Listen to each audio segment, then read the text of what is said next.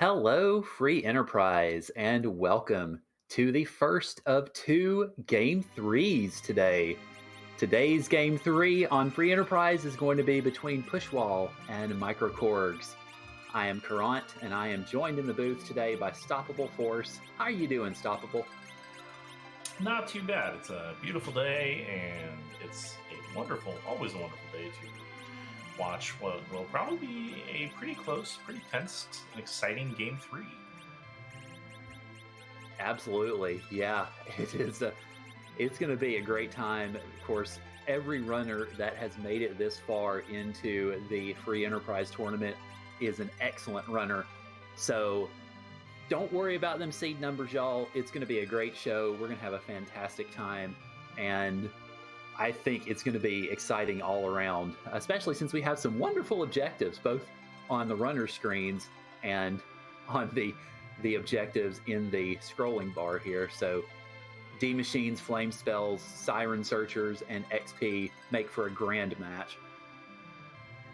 Yeah, I'm going to have that song stuck in my head for a while, but hopefully not as long as it takes the runners to complete these objectives. It's an interesting set of random ones we've rolled up here. Of course, we got Wyvern, Cave Bahamut, and having Cold Forged Legends over them, and our usual three, but then completing the Sealed Cave, which I know a lot of runners would sooner not do, and defeating the Baron Castle Basement Throne, much like Cave Bahamut, an objective that you have to do just because it's an objective. There's not going to be a key item there, and it can be a toughie.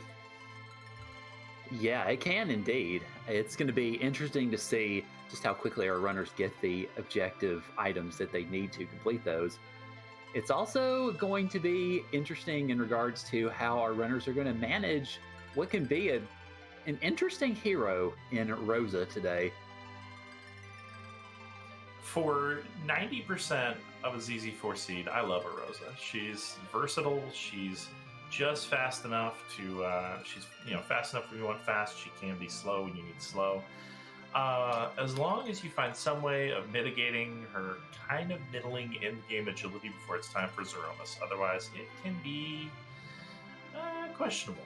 And Sealed Cave is another one of those spots that can also be, say, interesting with Rosa's agility growth. So. Yeah, that is true.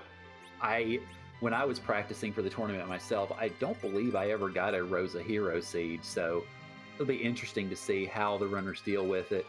And because, of course, obviously these folks have been through some pretty hairy stuff on the way to this berth here, which I believe we are currently, let's see, I think this is the last match of the quarterfinals, so the winner goes on to take on actually our restreamer, Pancraz. So I joked with Pancraz before stream that he was scoping out the competition, and we'll see what they do as we are now underway. So we have Rosa as our first character and a bard. So Asuka is a very happy person. We also have a Magma Key and a Sparkle at Baron. So, we're going to get going real fast, y'all.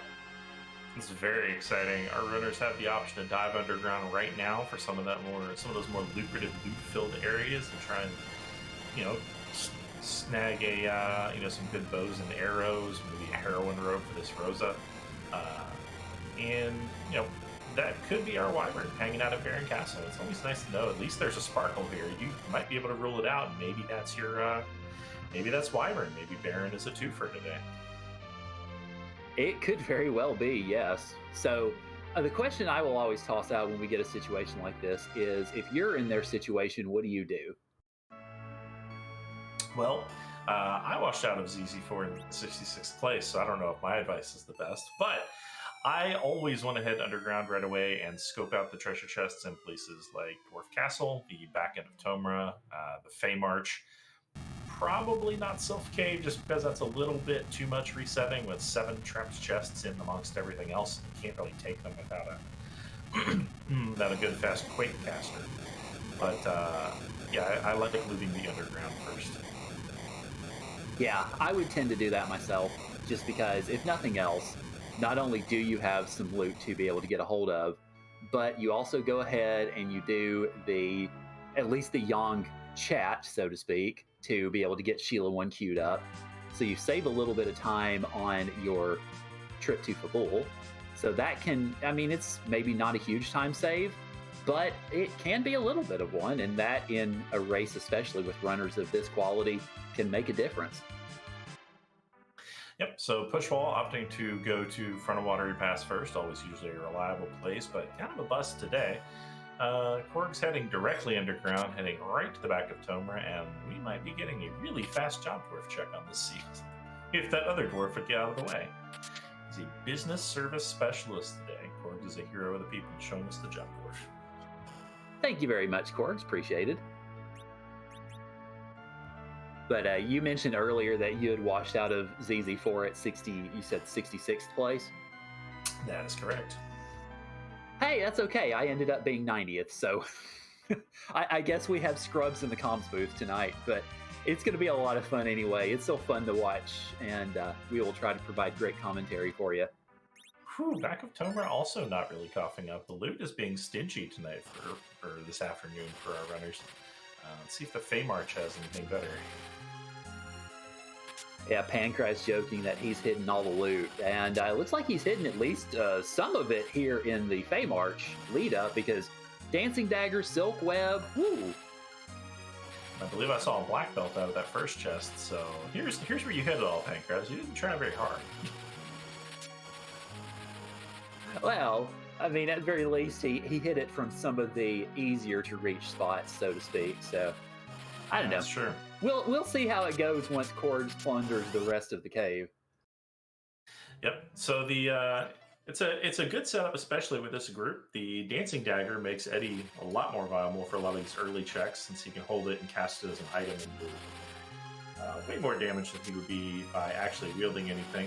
But the Black Belt is, it's no Artemis, it's no Heroine Robe, excuse me, but Rosa can equip it for an early stat boost if she finds a decent bow and arrow. We did have charm arrows for sale in Tomra, so if we find a bow, we can potentially go back and sell some of this less essential loot for a little supply of charm arrows, and then we'd have a decent DPS start. I also think I saw a Leviathan in that shop, which obviously is not necessary at the moment, but if we do happen to find everybody's favorite green-haired Black Mage, that can very much come in handy for that purpose too. Yeah, the increased availability of Leviathan has been nothing but a boon for Rydia. Well, also Sea Hero, since there's no point finding yourself a level 1 Rydia and keeping her face down on the ground as an agility anchor. Now we can actually let her summon Leviathan at things.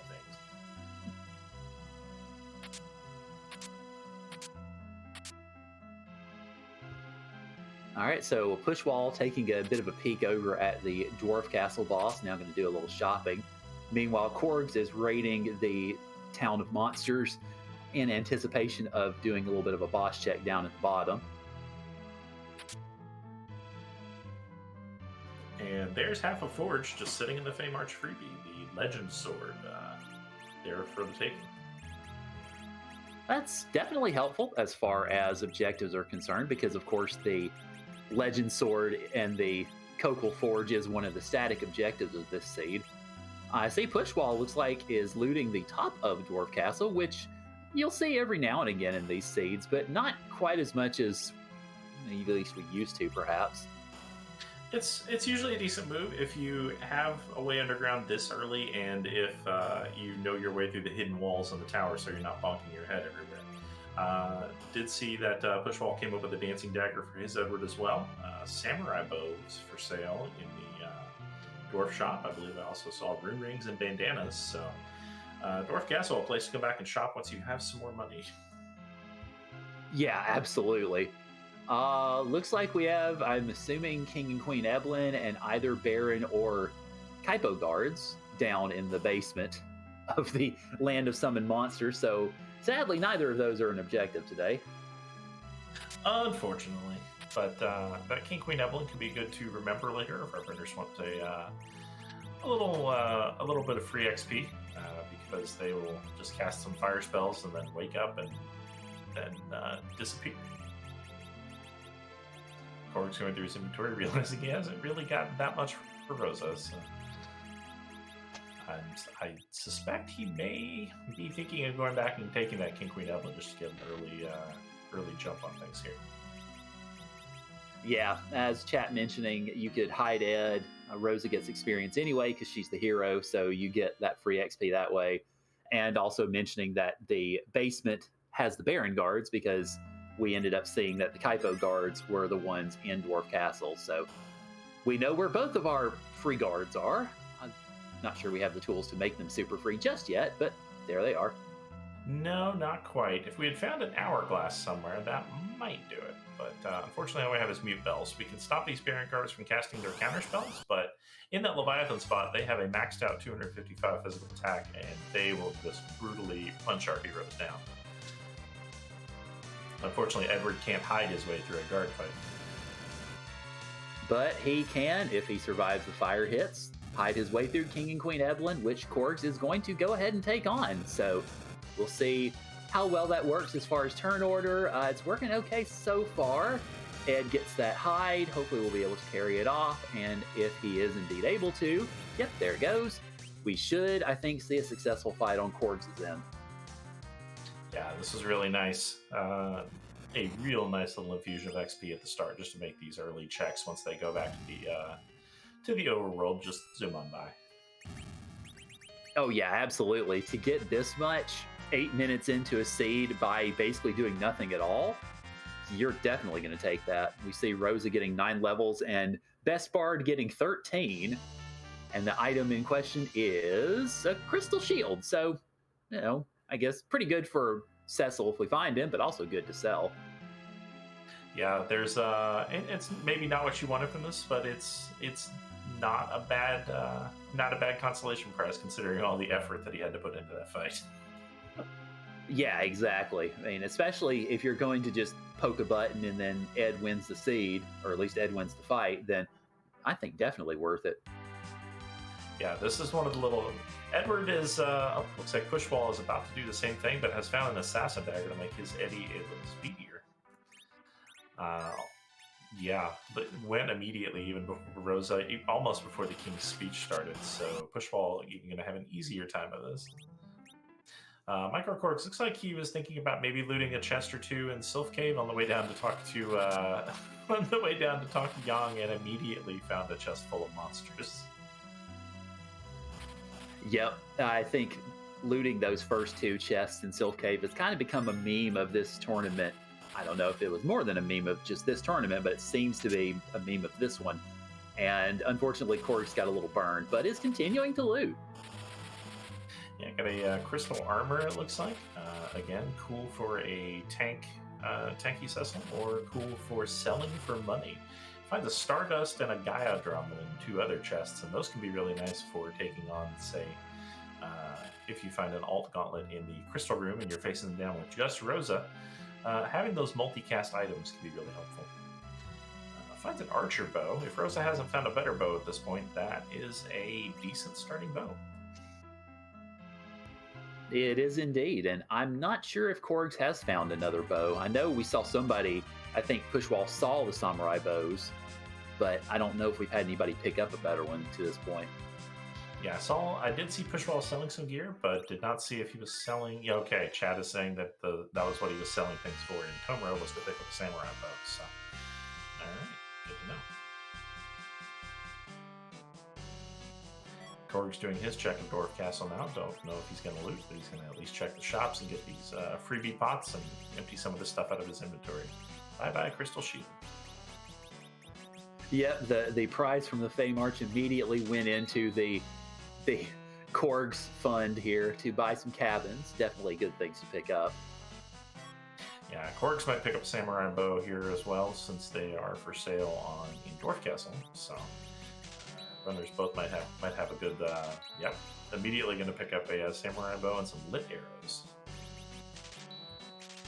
Yeah, with the party we have right now, definitely very good pickups, because you want to try to be able to get your characters doing some good damage and get them in the back row where they don't get smashed to pieces by everything that moves.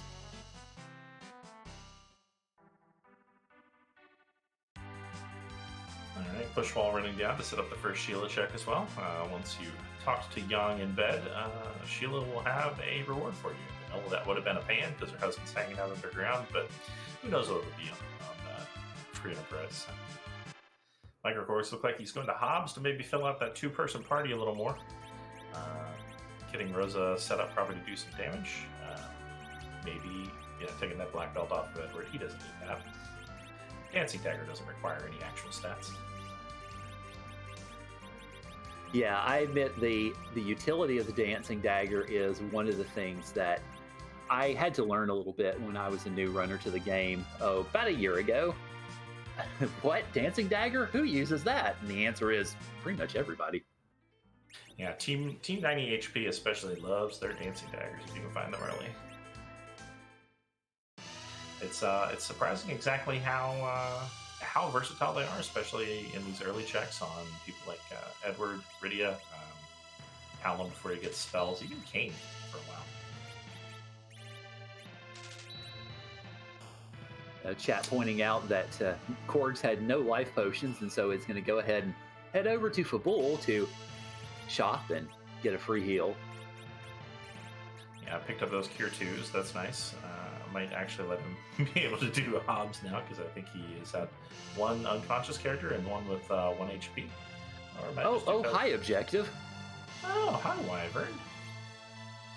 And a Iridia, too. So that Leviathan orb looking kind of tempting now. As is that Asura that I know at least Korgs picked up in Dwarf Castle. I'm not sure if Pushwall went down and scouted the pots and such around the Fat Chocobo room, but if he did, then he's got a pretty good heal on his hands too. Yep, I believe I saw both of our runners come up with that Asura orb, which turns Rydia into at least 66% of a white mage. Pushwall clearing out the Wyvern, taking his Rydia and heading back down the mountain. We're finding Leviathan sieging Fabul Castle today. Those lit arrows look very prescient now. Yeah, they look very, very good at this moment.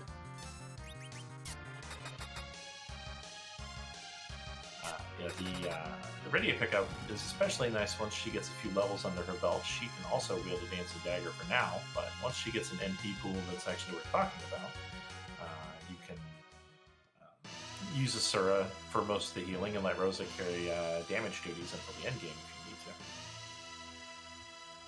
Yeah, definitely. I know in at least a couple of my practice seeds, I had Rydia healer with Asura just going to town.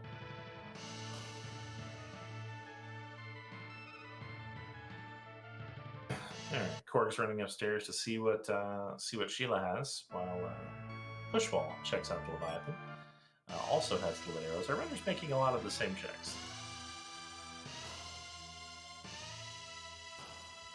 It's understandable considering what they got to begin with. That Magma Key screams out, go check everything underground.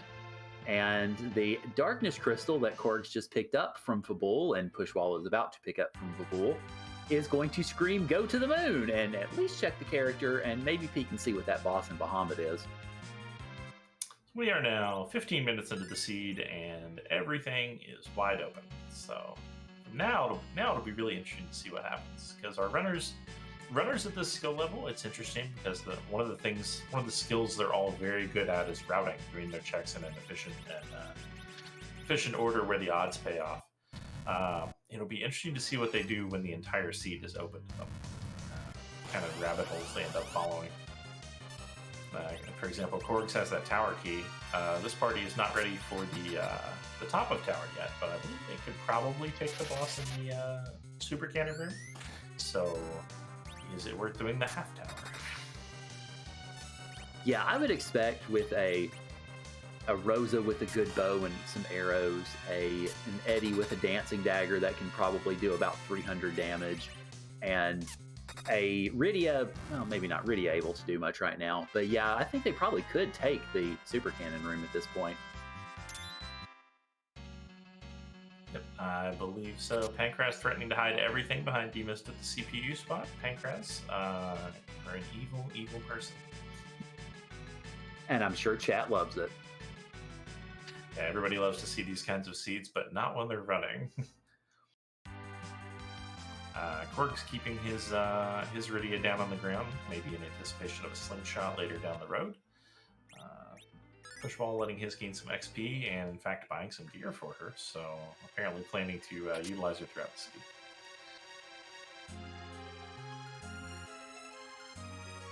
Yeah, it looks like Korgs is kind of aiming at least for a bit of a slingshot for Rydia, which is understandable. But you're going through the Antlion Cave. That's typically not too bad of an encounter to try to push through, depending on what's here. Yeah, whatever's here is going to have Antlion's stats from the main game. Oh, it's just kind of not so. Again, the lit arrows, the giant collection of lit arrows, looking kind of prescient on Korgs' side. Yeah, absolutely. It's coming up very much Millhouse right now for Korgs' setup.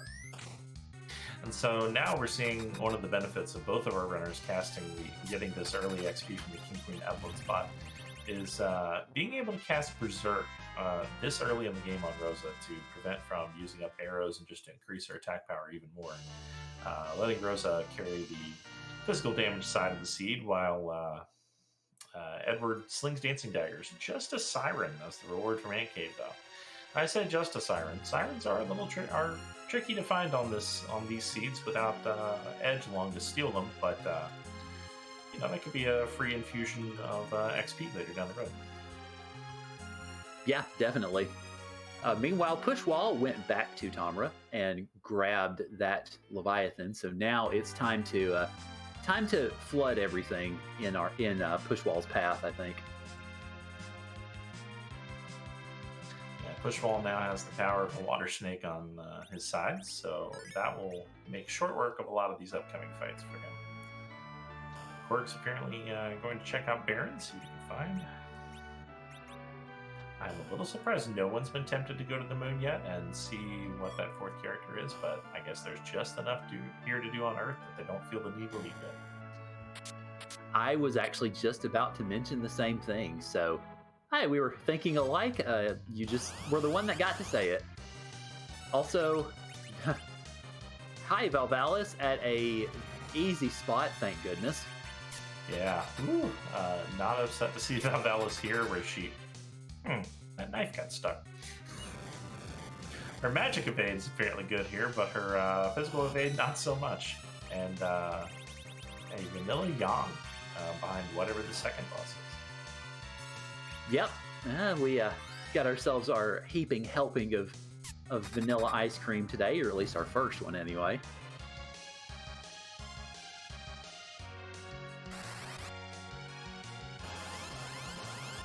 On Pushwall's side, attempting to take those guards down now with the power of Leviathan.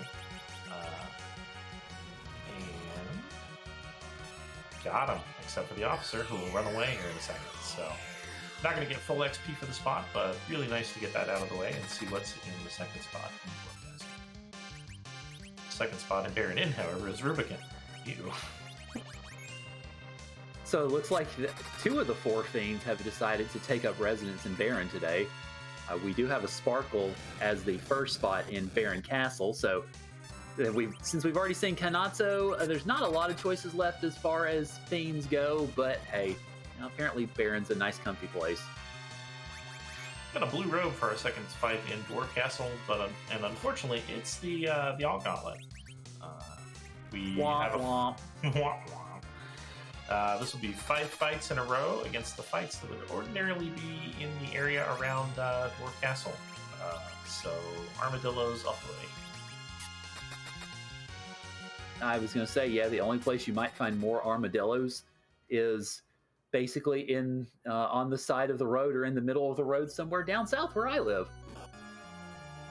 Say I once passed through a part of Mississippi where I saw a lot of just an absurd number of unfortunate armadillos along the road.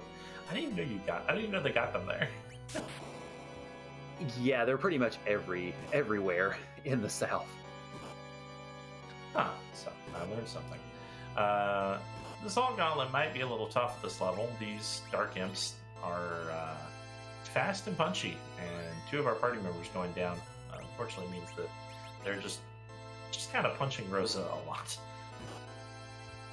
Yeah, it's been a little tough for this second fight of the Gauntlet, but Rosa got healed back up, and now we have even more vanilla. So we have ourselves a Baron Key in the Baron Inn with a Yang guarding it. Who would have thought? Pancras, did you remember to randomize this? So, Night Dew asking for a recap.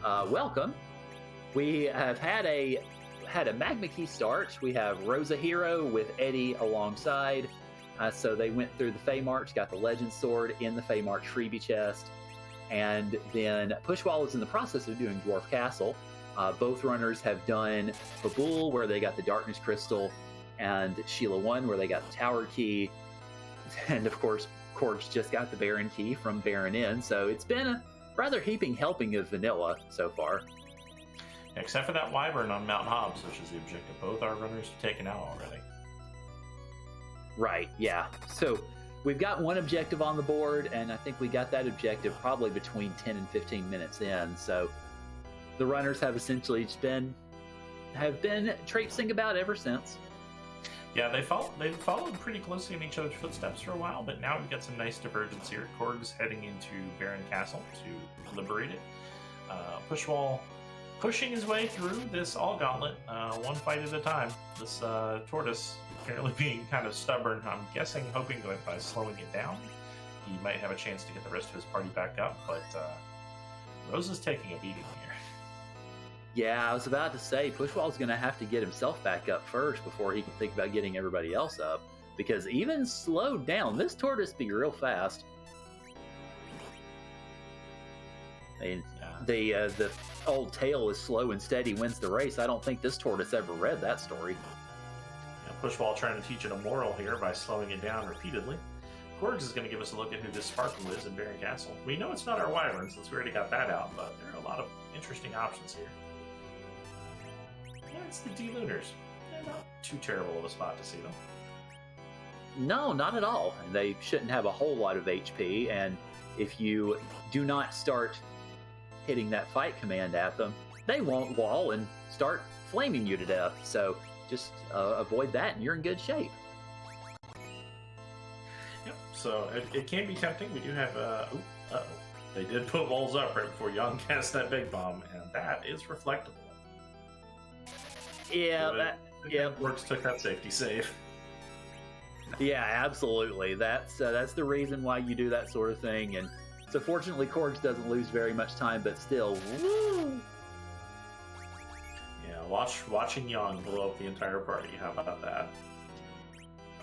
This tortoise is still causing a problem, but we have 3 of our 4 party members up here. Don't know if raising Purim is going to be a priority, but somebody needs to hit this turtle over here eventually. Yeah, it's been a little bit of a healing loop for a fair while for Pushwall, but it looks like he's going to be able to get past that wall and actually start being able to do damage to get this tortoise back where it belongs. Meanwhile, Korg's got the big bomb off a little earlier this time and was able to get that big damage in. Yeah, there go the walls, but maybe, I know Yang has Fire Claws, maybe that can help ease some of this down, and the Gaia Drone actually avoids the walls by casting Quake. So unfortunately now we're down to 1 D-Lunar who's just going to cast Fire, which is HP-based damage. So I'd say Korgs is probably is through this fight. Pushwall, meanwhile, onto what's probably going to be the most challenging, the challenging fight of this little gauntlet. 2 turtles, an armadillo, and a lizard. So apparently the theme of all of the enemy encounters around Dwarf Castle was just welcome to nature. It is bizarre how many perfectly normal creatures, I say that looking at the tortoise and realizing perfectly normal is a very subjective statement. Normal wildlife lives underground. Meanwhile, Korgs is showing us that apparently the Kingdom of Baron was taken over by an invasion of light because sparkles have been everywhere. Just the whole moon hanging out here. Pale Dim on the throne. Going to make some of our runners' strategies interesting, but as long as they don't hit that, don't cast magic on him, then the worst he's going to do is counterattack with slow spells. That's fine. Yeah, that just slows things down a little bit. You don't get to see the worst of what can come out of Pale Dim from that. So it'll make it a little bit irritating, but otherwise it should be fine. Yep, Rosa putting on some Darkness Arrows, one of the elements that Pale Dim isn't strong against, and Yang doing some Power Punches, and Edward is also here. Edward is the moral support of the party. He's the team mascot. Well, on Pushwall's side, things are kind of going south again. We got just a Rosa standing and none of these monsters down. Unfortunately, they are hitting fast and furious. Even dipping into the Cure 3 to try and get Rosa's HP back up above a middle point here, and maybe take something out to give Rosa a break. Yeah, you were mentioning earlier that this fight might not be particularly feasible at these levels. It really feels like the Tortoise is the big gatekeeper of it so far, because the other two don't seem to be doing a whole heck of a lot to Rosa, but that Tortoise, oh boy. Yeah, it's the kind of trade-off where I fully believe the Pushwall is capable of it, but I start to question how much time. Like, at what point do you go, this is taking too long, I could have done something else by now and come back. But apparently Pushwall still feels this is worth the time to get through. I can't imagine it's because of Torum, but it may just be a little metagaming. Yeah, the sunken cost fallacy is definitely a very real concern here, but we'll see if it bears out. If chat's mentioning it has to be Adamant or Luca, if it is either of those, then Pushwall, then it is very much worth it in that sense. Meanwhile, Korgs finishes up Baron, and we get to see what is hiding in the Baron crockpot. Cooks to perfection. It is music. Hey, maybe we'll get a music check today. Gonna immediately dive back in and see what's in that spot in the Odin Throne. There are at least a couple bosses we could probably take on, even without high levels on our party. Anything from the one remaining free boss we still have left in the Water Hag to, I don't know. We have Edward. We have items that cast Lit One. We could technically take out a vanilla Odin here if we wanted to. Do you think the party would be fast enough to hide from a DKC? Questionable. He's very fast at this location. That's just Mylon Z though. Probably falls under doable but slow again. If we can get some blinks up in time, then he's not really very threatening, but we'd have to chip through all of his hit points, and I don't blame Korgs for not wanting to do that right now. Korgs is finally going to go to the moon. Yep, it's going to be the first of our runners to go to the moon, so we get to take ourselves a journey, have ourselves maybe some good DuckTales music, and see what character is hiding and what boss is hiding at Cave Bahamut. Again, there could be some, could even be one of our remaining free-ish. Oh no, Pushwall is wiping on the 3 Black Lizard Pool, which I believe is the 4th or 5th fight in the All Gauntlet. You hate to see that. That's that much time sunk into it to lose at that point. Pushwall's not going to be happy about that. Yeah, that has to feel absolutely awful, because that's probably, I would say that was maybe 15 minutes. It might be a little bit much, but I could easily see somewhere between 7 and 10, and that's a lot of minutes on these scenes. Yeah, Pancras, our tracker or our restreamer, confirming it was around 10 minutes. So, yeah, that's a huge gap to spend on this flag set at this point in the race with getting literally nothing out of it. Yeah, that was something that was a time investment that you really wanted to pay out, and unfortunately for Pushwall, it just simply didn't. Yeah, Pushwall has resolved instead to go to the moon. So going to the moon seems to be our runner's next step. Let's go see what's up there. Could be a 5th character for Korgs, since he does have that Yang. If this is a Tele, it could be an easy way to set up a grind for our runners later. I know a lot of people don't want to hear that name, but the old man has been the key XP enabler on a lot of these seeds. Yep, the XP gods have essentially blessed him and Edge in this flag set.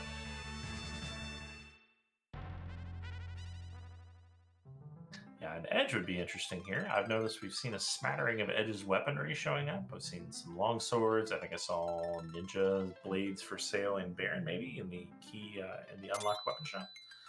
So if we find an edge, we can at least equip him. But nope, it's just a second Edward.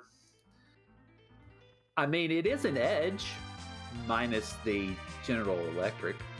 It is an Edward, just not a Prince Edward Geraldine of Edward. Korg's immediately resetting out of that and now going to try his luck with Dwarf Castle. Pushwall going to at least peek Cave Bahamut and see what's here. Did at least take the time to turn down the Edward, so won't have to turn down the Edward later. Yeah, I will say, I know that Korgs had essentially set up the reset by saving on the world map in the Blue Planet before going up to the moon. But I've always been of the sort that, hey, if you're going to peek the character, just go ahead, peek the character and leave, because if you have to go back into the LST, you're going to have to go see it again. Yeah, doing that cutscene twice is not... It feels surprisingly long when you just want to get through there and do something else. Pushwall giving us a look at the Cave Bahamut boss, and that is a Dark Knight Cecil. That could be pretty rough. Like Edward is capable of soloing Dark Knight Cecil, but he has to hide first. He has to have the speed to get the hide off. Yeah, that's a pain man at a painful spot. So definitely no surprise or any judgments or anything that we immediately have a farewell. And Pushwall goes to slay some eggs to get a little bit of experience here. Yeah, no matter where Pushwall goes next, popping that siren for some XP on these three is never a bad idea. Meanwhile, Korgs is taking on the guards. He does have some mute arrows in his inventory, and these guards are considered mages for some reason. So taking care of them is a lot quicker than you would expect. It doesn't have to Leviathan, has to chew through the guards one at a time, but still managing. Yeah, the whole idea of the guards, well, at least the Baron guards, as Chad is mentioning, being mages, has always been a little weird. Yeah, I don't know why they only know 2 spells, and they don't bother to cast them up. They got overconfident training with the sword, and they lost some of their native magic skills. Is Pushwall doing the tower check? That's interesting. I mean, it's certainly a pretty commanding idea, considering that you already have the tower key, so you can go ahead and do either or both objectives while you're there. So from a proximity standpoint, I could definitely understand this. Popping that egg and getting those levels are certainly going to help with any fight that Pushwall sees, either in the super cannon room or at the top. Yeah, here we go. We're going straight for the super cannon room. Whatever's in here doesn't have much in the way of health or stats. It's Octomam, so it's going to be fast, but it's not going to be as punchy as you might expect in other spots. Octomam. Yeah, generally speaking, if you find this boss at a fairly easy spot, it's really nothing to be particularly afraid of. But if you find it at a later spot where its speed can just bowl you over with big physical hits, it can get a little hairy. So this is one that you definitely are pretty happy to see here, I would say. Luckily, a single Leviathan takes it out, even though it did its very best to clobber Edward to death before getting drowned. And that'll at least be one key item checked down. I don't know if Pushwall wants to go up and check what's at the top of the tower yet. The stats up there can make that boss a little hairy, depending on what's up there. Might just do the half tower check and leave. That certainly could be the case, and looks like, yeah, that's exactly what Pushwall is doing. Well, Korgs, unfortunately, having 5 party members doesn't appear to be making his time here with the alt gauntlet much better.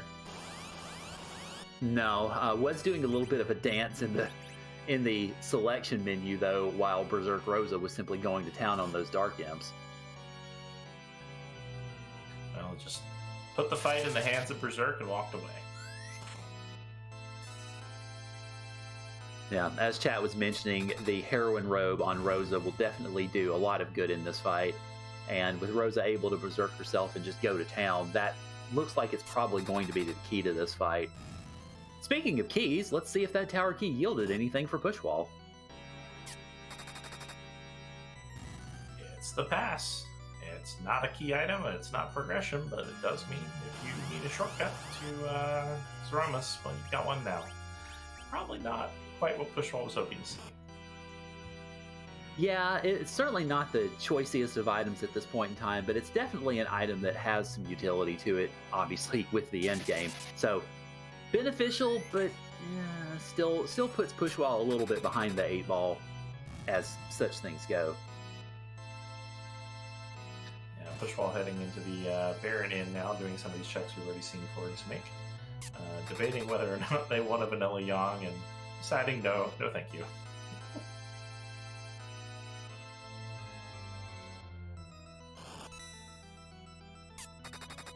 I would presume at this point, given what we've seen so far, I would figure, well, I was going to say maybe Pushwall would go Ordeals, but looks like it's going to go Antlion. Yeah, both our runners fading Antlion and not both our runners. Pushwall fading Antlion, both our runners fading Ordeals. And no one has checked any of the other freebie overworld boss spots to see if maybe a D-Mist is hanging out there, gating a key item. No checks to the Mist Cave or Waterfall yet that I've seen. No, I've not seen any either.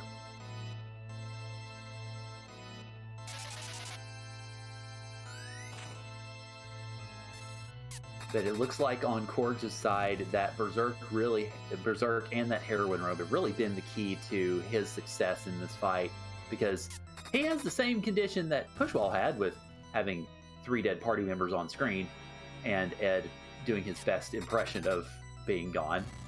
But a Berserked Rosa with Heroine robe is just going through these black lizards like a hot knife through butter. Yeah, taking 1 to 8 damage per hit in those fights as opposed to the 20 to 120 is really made a key difference there. So now we get to see if that check that Pushwall sat through and unfortunately wiped out of yields any kind of value. So Huxley just getting into chat. Welcome.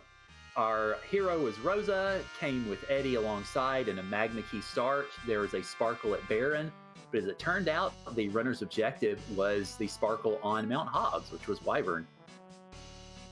So Korgs is going to get a pan out of this, so it did have, at least it was an accessory to some value.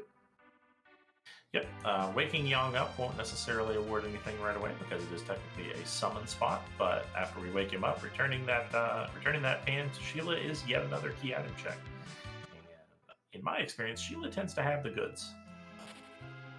Yeah, I've seen that a lot too.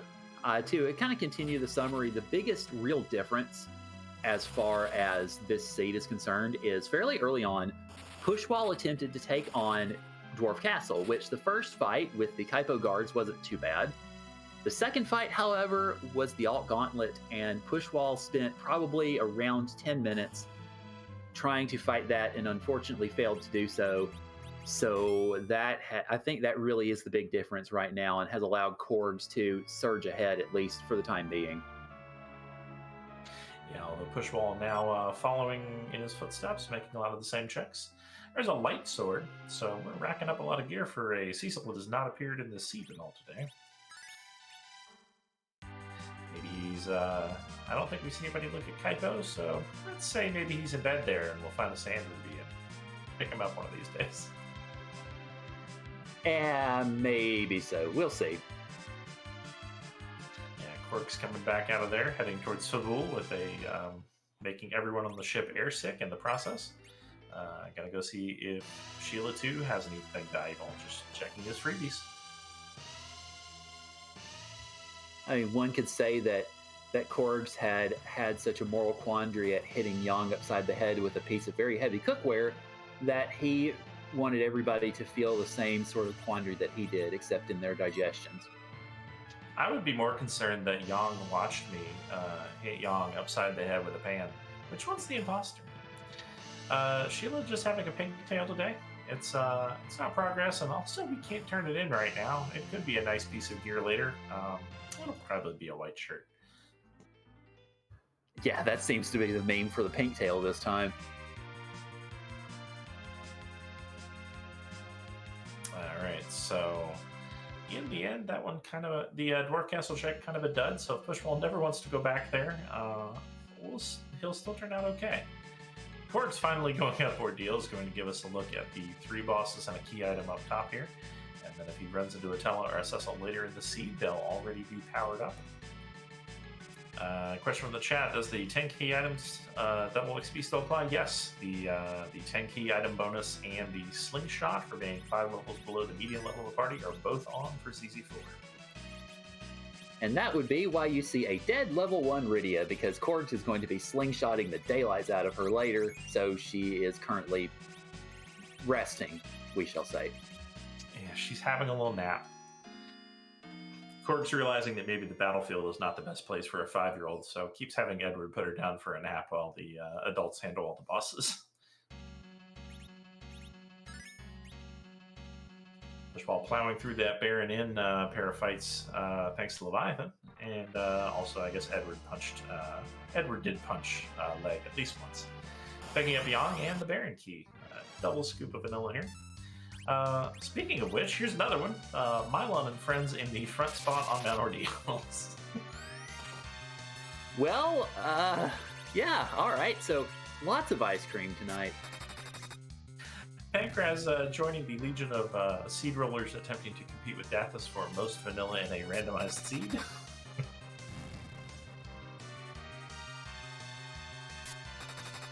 I am kind of curious now that you mention it in that fashion. What is the most vanilla seed that we've seen in this randomizer?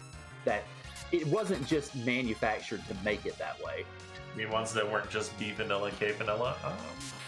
Hard to say, but this is one of the. This is up there with the ones that I've commentated or tracked for this. I can say. So, Alchemy, our tracker, pointing out seeing an entire vanilla ordeals, including the key item, which is bananas. Yeah, even if the rest of the seed was randomized, I feel like that's some kind of moral victory, just getting that to happen. China says, 4 boss Gauntlet where the 4 elements could appear in sequence. I think the most you can get is 3. And that would be if you skipped one of Mylon's forms here. Or you could get the elements fight. Yeah, okay. This is some kind of French vanilla. 1/4 vanilla? Vanilla extract. This is a vanilla extract fight. Yeah, there you go. And hopefully the good vanilla extract and not the cheap stuff. Yeah. Oh, well, it turned out to have a 1/4 of a leg in it, so I don't think this is the quality stuff. Yeah, somebody needs to write a letter to whoever is the quality control person at this bridge and just make sure that they actually check that time to see if they have a better boss in stock. Now, they're like, we tried to give you 4 in one spot, but unfortunately we only saw 2 of them because of how quickly we shot through the HP on the first half of that fight. Pushwall, checking out some of the chests here in Baron Castle. Gonna go peek the Baron Throne early. Hope he saved somewhere. Or possibly just looting it for goodies. The inside of Baron Castle does have some high-value loot spots. Korgs aside, Rosa telling the rest of the party, no, you guys hang outside. I got this. We know it's not the alt gauntlet, so there's not a lot in here that can threaten a heavily armed Rosa. Yep, and we know it's not vanilla because DKC's on the moon, so it'll be interesting to see who this is. It's another Lunar Sparkle. It's Plague. And was that Adamant? I think that was Adamant. Maybe. You'll love to see it. Yep, So- chat sure says it is. Yeah, looks like Adamant. So since this is, for people who aren't familiar with our Sea Hero flag, Rosa is our hero this seed. So one of the side effects of that, among other things, is that we give Kakol the Legend Sword and the Adamant, along with checking off objective number 3, instead of an Excalibur, you will get rewarded with a Perseus bow or 99 Perseus arrows straight out of the Game Boy Advance port of Final Fantasy IV.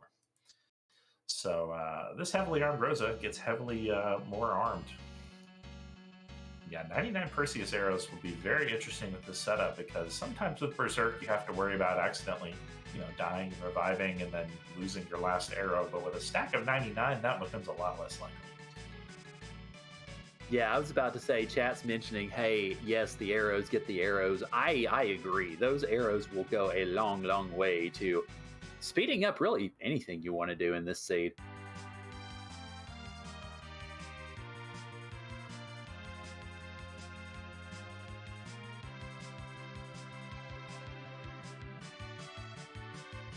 And Korgs is going to, I was about to say Korgs is immediately going to Forge, but no, is going to do Tower first and then likely Forge. Yep, sorry, I was just checking on something there. The Perseus bow is 110 attack, 85 accuracy, strong against flying, and just will plus 15. So kind of like, what if you could shoot arrows with a lunar staff? The Perseus arrows are 95 attack, which is amazing for an arrow. Inflicts charm and is strong against both giants and flying enemies. Very good if Korgs decide to do a D-Machine grind, although probably would more likely conserve the charm arrows for that. But on the other hand, when you have 99 Perseus arrows, everything starts to look like a giant. Yep, absolutely.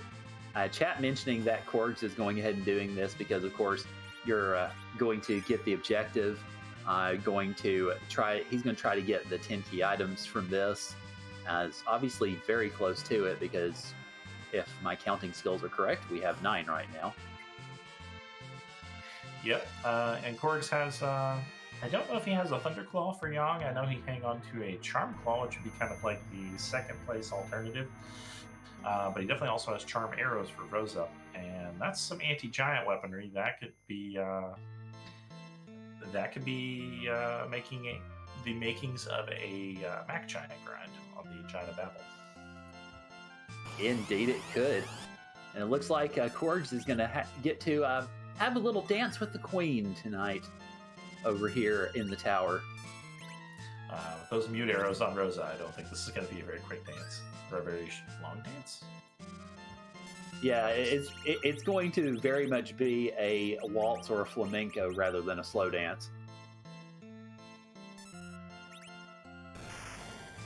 Korg's using a kamikaze on Porum to take out Rydia so that he can attempt to slingshot both of them later, and now the actual fight can begin. And while Asura just over here like, don't you guys want to watch me cast spells?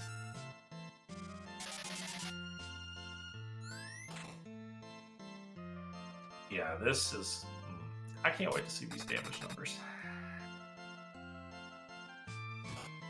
4,200. Yeah, we'll chew it. And gets the life lock, so we'll be chewing through this Asura in no time. And Korgs, it'll be interesting to see if there's anything up here at the top of the tower for Korgs. Yeah, poor Edward. Yeah, this fight is in hand. Korgs timed that shot excellently, and with the damage coming from those mute arrows, pretty much masterfully done on Korgs' side. I am thoroughly impressed with the Berserk lifelock. So is Edward. Oh, on Pushwall's side, though, we're getting a check we don't always get on these. We are going to get a music check, everybody. Get your harps out. Pushwall is not fading harp. All right, so for anybody who maybe is new to the community and is not familiar with what is coming up, we, in the Free Enterprise community, have decided to randomize the music that Edward plays on his harp in the Magnus Cave, and that will ultimately yield a very spicy tune from DJ Shredward, who we'll be hearing shortly. So we're going to get that music as Korgs jogs down the tower with that rat tail and that 10th key item. So we're going to get ourselves some exciting times and some really great music coming up shortly.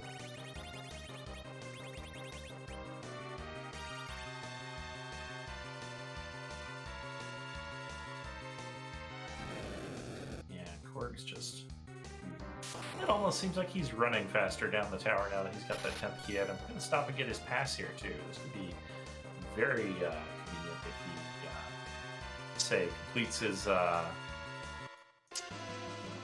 forge, goes to the moon, does a grind, goes and completes Cave Bahamut, comes back, defeats the Odin Throne.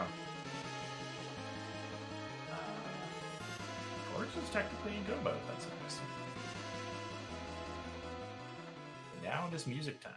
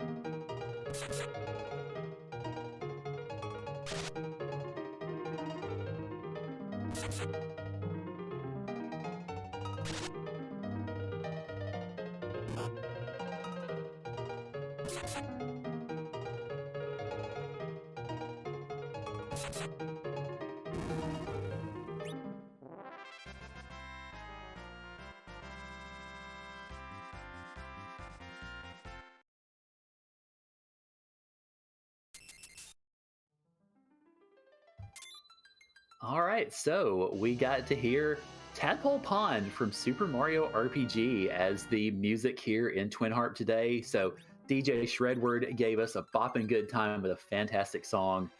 Unfortunately, the music check did not yield any value, but we were still definitely entertained nonetheless. So we salute Pushwall for that and watch Korgs get all the arrows that he could ever ask for as the forge item. 99 Perseus arrows and Artemis bows for sale in Kakol's shop. Kakol said, "Hey, I made you all these arrows. Would you like a bow to fire them with? Power shirts available too. That would be a real nice pickup for Yon." Selling his camping gear to get them.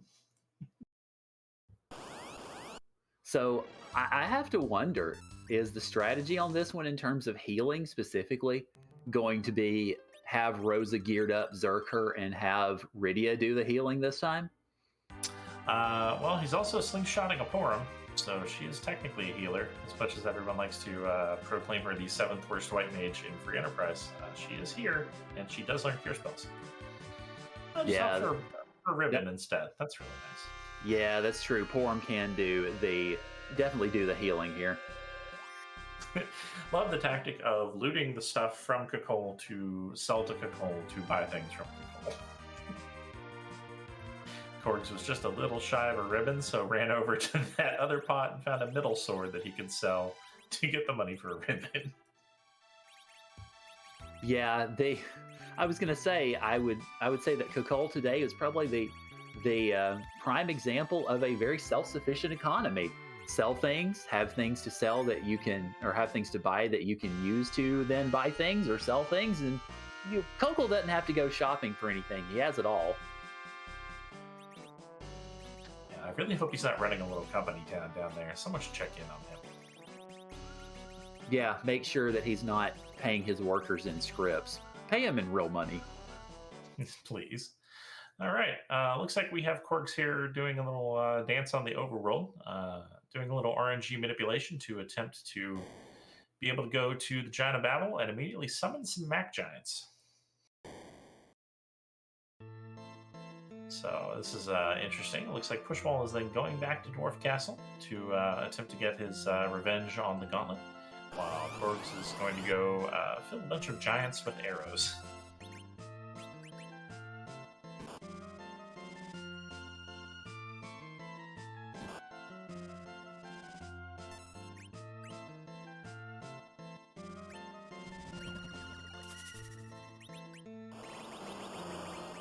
First fight here in Dwarf Castle, looking a lot like it did last time, with a Leviathan summon taking out the guards here. Gonna let the officer run away. Bye. And this group might make a bit quicker work of the Gauntlet, so I think we'll see Pushwall get through here. Unfortunately, we know this chain only ends in a pink tail, so still not the forward progress Pushwall wants. Fading this actually might have been objectively better, but at this point, I think Pushwall wants revenge. Yeah, it's definitely understandable. And of course, also, every check you don't do has the key items that you need. Just like every chest you don't open has a crystal sword. So you want to solve that in your brain and just sort of close that door for good. Yep, every time I fade Fabul on a hook route, quotes hook route, it has the magma key. So I understand that. Don't you don't want to fade things like this, especially when for Pushwall this might be closure, which is an interesting way of looking at it. But this did get past him earlier, so he probably knows by now that Korgs could have done this if he wanted to at this point in the season. So has to check for himself. Can't blame him for that instinct. Yeah, chat, semi-jokingly mentioning that we've found D-Mist as Pushwall used it to take down that next encounter set. Kokorific asking if Korgs managed to find a Charm or Thunderclaw for the Punch Mage. At one point, he had a Charm Claw, but as fast as he vendors things to buy other things, I do not know if he sold it for money. If not, Yang might just have a Fire Claw, which is not as helpful. But does have a ton of charm arrows to have Rosa kill these giants, which might be plenty. It might be a case of maybe Yang summons them and Rosa knocks him down, because his Rosa is definitely extremely powerful right now between the Heroine Robe, Artemis Bow, and the 80 charm arrows that he just picked up in the city. Yeah, this Mac Giant grind is going to, I think, go probably pretty well for Korgs. So I will say I'm going to wave the flag of I'm still fairly quasi sort of new to free enterprise here. So I'm more familiar with the D Machine grind because we've been seeing that plenty in these seeds. We've seen Mac Giants a bit too, but I'm not as familiar with how much a Mac Giant will get you in terms of experience as I am with the D Machines.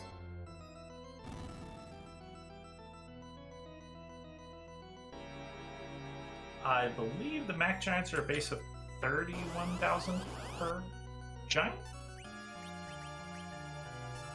Is that? I'll let somebody who knows a little more of the numerical facts about the game do that, but I think they're about 31,000. So, and of course, Korgs will be doubling that because he has 10 key items now, having picked up that rat tail from the top of the tower. So his method right now is going to be to just lightly tap that searcher to summon a Mac Giant, and then let Rosa with her charm arrows take it out.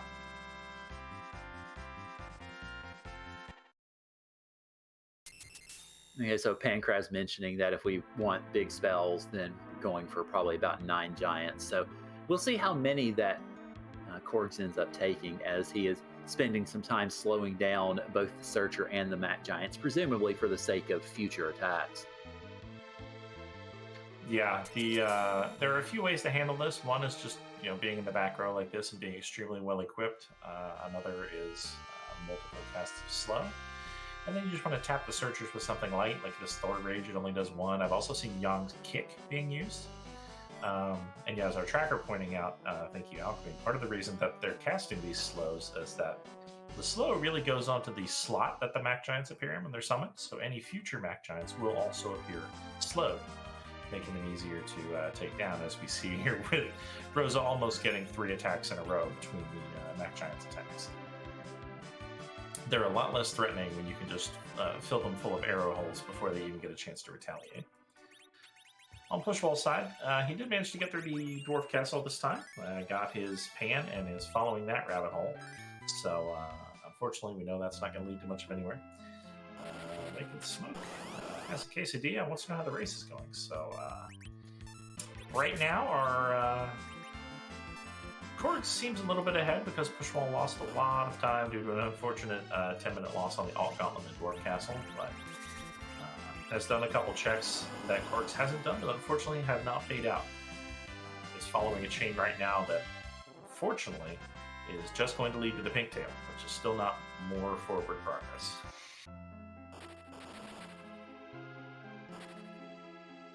I see that Rosa has now, on Korgs' side, blinked up herself and Yang, so now these giants are even less threatening.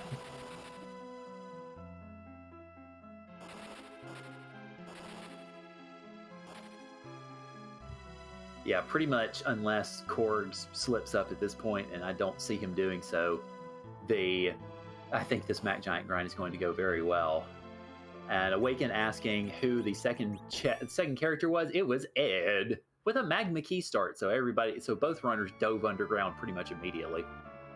Yeah, we got the Magma Key right away. We got the Darkness Crystal from Full Defense. So it was pretty much the first key item everyone found as soon as they came out of the underworld. Rosa has forged on Korgs' side and has 99 Perseus arrows ready to roll, along with an Artemis bow, and a heroin drum. And I think Korgs' play at this point is probably going to be do these, finish off Cave Bahamut, come back, finish off the Odin Throne, which we know is just Mylon Zed, and then probably take that pass to Zeromus. Korgs is in go mode and probably knows it. Yeah, I'm pretty sure Korg is very aware of this, so I expect we'll be seeing this fight finish up, then, yeah, like you said, go after the rest of those objectives and just zip over to Z. Yeah, unfortunately, with this check Pushwall is making, he is going to set himself a little further behind. So, right now, this is... He can make up some time here while Korgs is in the grind, but then the unfortunate reality is that Pushwall also still has a grind ahead of him, so at this point, this is kind of Korgs' seed to lose. Adamant was down Ordeals, which I believe Pushwall has faded for the entire seed. Yeah, I've not seen Pushwall go to Ordeals at all. Korgs was the first one to go to Ordeals and show us everything, and that was what essentially tripped him into go mode, because once he got that Adamant and could forge, already had access to Baron Castle Basement and the Bahamut boss.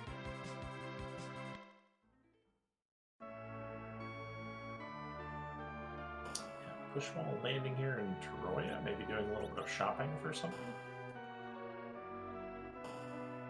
Not sure what it is, but didn't find it there. Pushwall maybe forgetting at this point that he has faded Ordeals. I know sometimes in high pressure situations it's very easy to sometimes not keep track of what you have and haven't done, even with a tracker. Yeah, it's definitely easy to do, especially when you are in a one-on-one race. It's especially because this is a game 3 of 3, so we are looking at win or go home, literally. The mental pressure is definitely there. Yeah, Chad also asking if you've seen any curse strings. I haven't seen any in chests, and I also haven't seen any for sale. Our runners haven't done a ton of shopping outside of buying bows and arrows for the most part. But I don't think Korgs curses his Rosa. I think he goes for the as fast as possible Rosa instead. Yeah, you don't want Rosa to go slow. You want Rosa to go burr with all this stuff. Korg's picking up Edward and the kids, guessing that this is probably signaling the end of his grind. Just a precaution in case does not manage to kill this this searcher on the first try. Doesn't want the giant knocking anyone over. There is nothing like completing your grind and then killing the last monster just as it knocks somebody who needed the XP onto the ground. Korg's forcing Edward to come back out of hiding and accept the blink.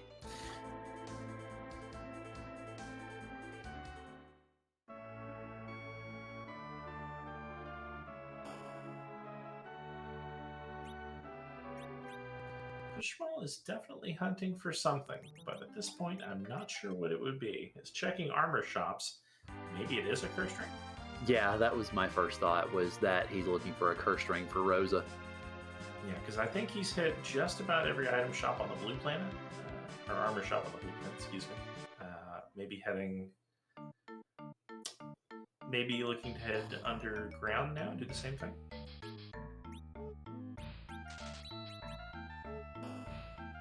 I'm not sure we have a curse ring for sale in this seed. Yeah, chat asking the Giants are weak to charm arrows, and we had charm arrows for sale in both Pomera and here. Yes, the Perseus arrows are a forge weapon. You get a stack of 99, but maybe you don't want to spend them on your grind.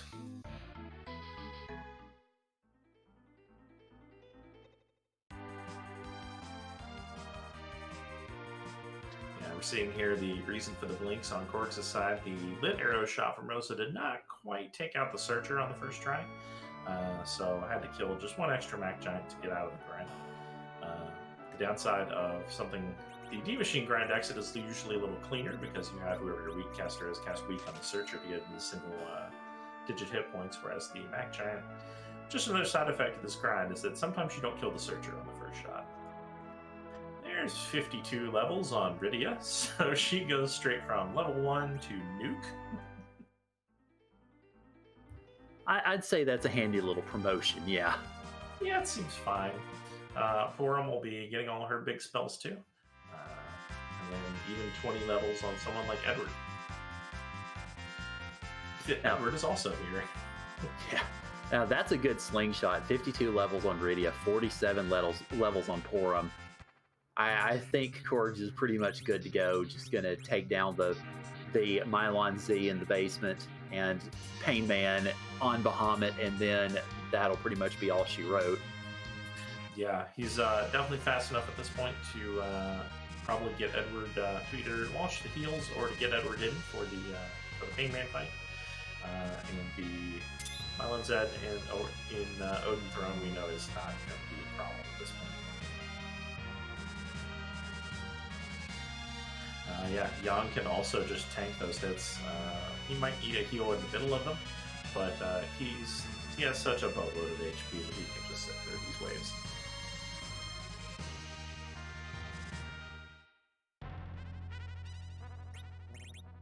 On his side, Pushwall checking the Baron Throne, finding this Mylon Z and deciding to take his chances with it now. His Rosa similarly, his Rosa's taking 1 hit point of damage from Mylon Z, so might be able to push through it just with physical damage here. Going to have Rydia throw a Leviathan out, and I don't know what arrows that Rosa had, but that was 3,200 damage, so Pushwall probably going to chew through this Mylon Z on the Odin Throne even before Korgs does. Yeah, I would imagine that those are maybe fire arrows. I believe Mylon Z is weak to that. I'm not certain, though. And he's weak to fire, he's weak to light arrows, I believe. And he's also just kind of weak to arrows in general because Mylon Z is flying. I know he doesn't look like it, he's kind of an ungainly beast, but that was how they made the Fiend of Earth immune to Quake on the SNES, is making him a flying creature. I guess he managed to find some sort of potion or something that could get him up in the air. Who knows? Maybe he bribed a white mage to cast Float on him.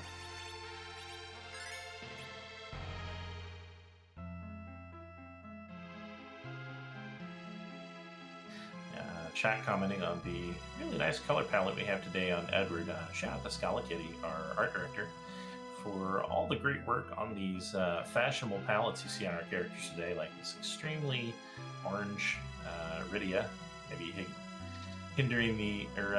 heralding the end of summer, beginning of fall here in the Northern Hemisphere. And we'll pretend that was all on purpose.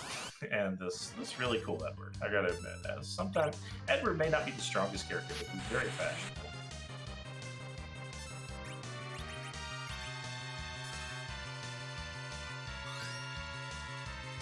That's tossing a safety cure on the Yang here to ensure that he lives through these waves, but they are doing 1100 damage apiece.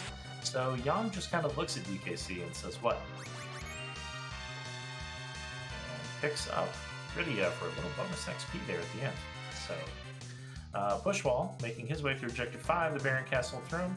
Korgs making his way through Objective 2, Cave Bahamut. So hour and 11 into the seed, and we are starting to see even more objectives getting ticked off for our runners.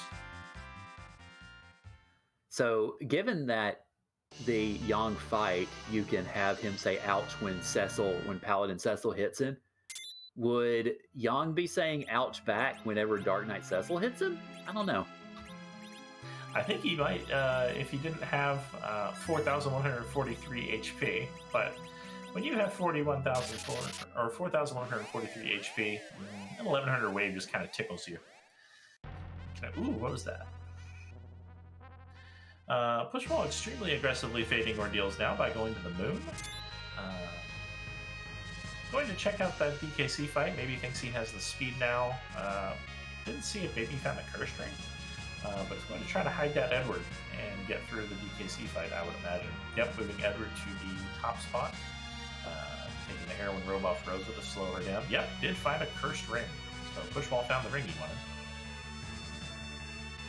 And just dropping his battle speed to 4. So Pushwall is going to attempt to get through this fight in a similar way. It doesn't have the levels, but it's just going to have Edward hide off screen and take no damage if possible. I know we had mentioned earlier that, of course, the biggest concern on that would be the agility. So we'll see if this works out as far as Pushwall's concerned. He's definitely got the setup for it. So hopefully it will. And if it is successful, then Pushwall will have 3 objectives and will be just about in lockstep with microKorgs on that front. Unfortunately, Korgs is on his way downstairs to pick up his 4th one. The agility situation is straightened out. Edward is off screen for these waves. Yang falls over, but DKC can't hit Edward, so he doesn't even bother throwing out the 3rd one. And Edward has soloed the Dark Knight. Just another one of those things about Edward. A lot of people like to dismiss him because of his low damage, and I can understand that, but there are fights that the best boy can just solo, that no one else can, due to hiding and taking no damage.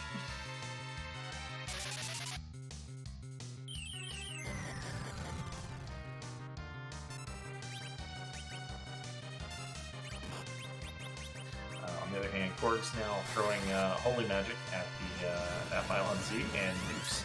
So we'll be through this fight in a matter of minutes, receiving his 4th objective and his crystal. Pushwall still trying to play catch up here. Just go to Mount Ordeals. Keep in go mode as well, although still short of grind. I fear, though, that at this point Pushwall is avoiding ordeals out of principle or out of forgetfulness, and it looks like maybe going for a moon dive. We know he's already dismissed the duplicate Edward here on the moon, so there's not a lot of other reasons to go over here other than maybe fighting some moon bosses. Yeah, that's what it looks like. I think Pushwall is hoping to find that adamant or the Luca key here on the moon.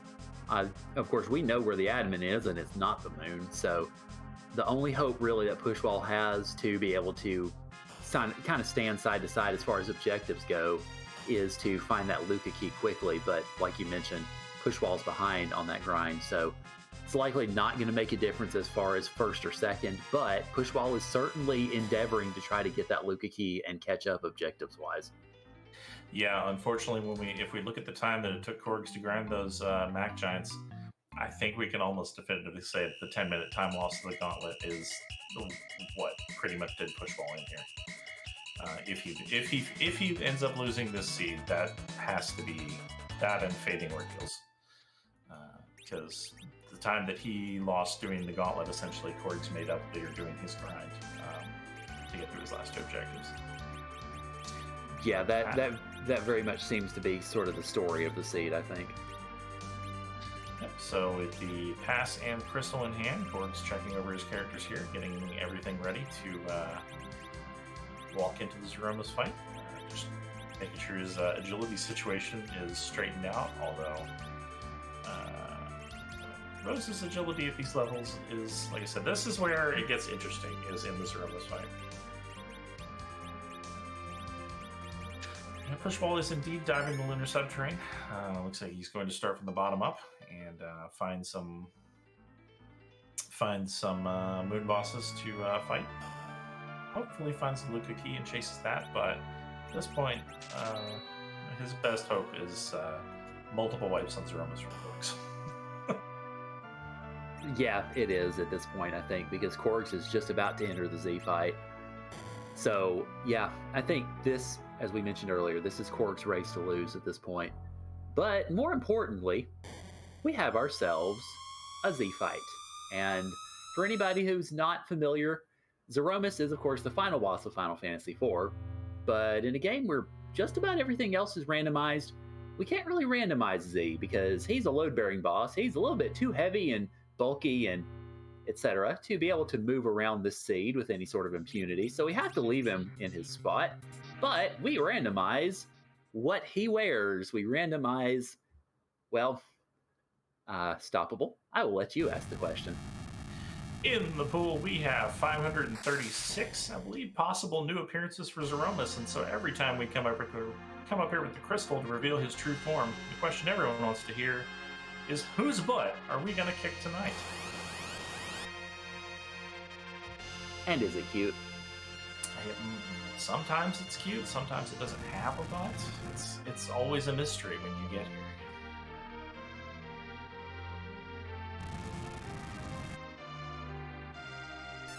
Neon Gray, I believe there could be any number of butts depending on what he turns into. A potential for infinite butts is never off the table.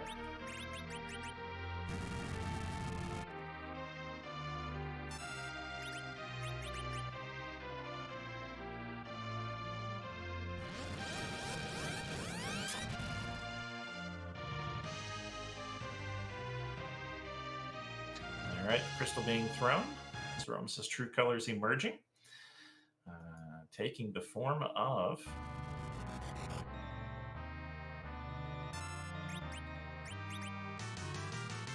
YHVH from the Shin Megami Tensei series.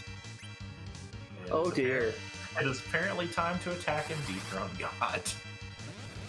Yep, so looks like this butt ain't cute. Not cute at all. No, it's not. This butt's just a flying head. So, and chat mentioning that we saw this the other day, I think I do remember seeing it, albeit a bit briefly. Yeah, this was one of Pancraz's matches, I believe. I was very tempted to start putting my history teacher hat on, but I refrained because, well, you know, nerds. Pancraz now being haunted by a boss sprite from Shin Megami Tensei. Interesting.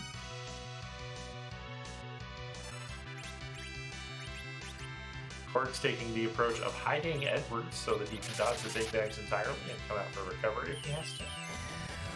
Visually, Edward does make a good potion slinger. I don't think he meant to cast a white on Rydia. I might be wrong. No, he was intending that for Yang. But oopsie. Ooh. So a miss menu possibly leading to a wipe, maybe buying Pushwall a little more time as we see Pushwall fighting the Dark Imps over here. Rydia has turned them into toads, so they're way less threatening. So good toad strats on Pushwall's side. While Korgs attempts to recover from launching Holy Magic into his Black Mage's face.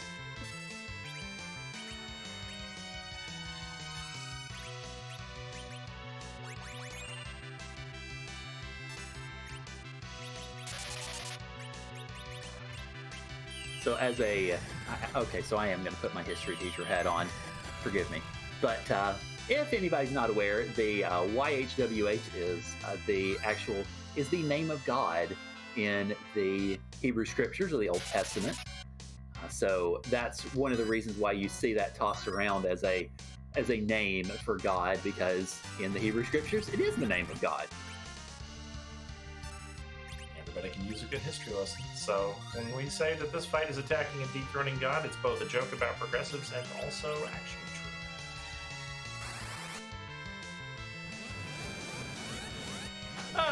Korgs appears to have gotten things a little bit back on track here. The nukes and whites bouncing off the correct person now, Rydia back on her feet, and maybe a little less scorched.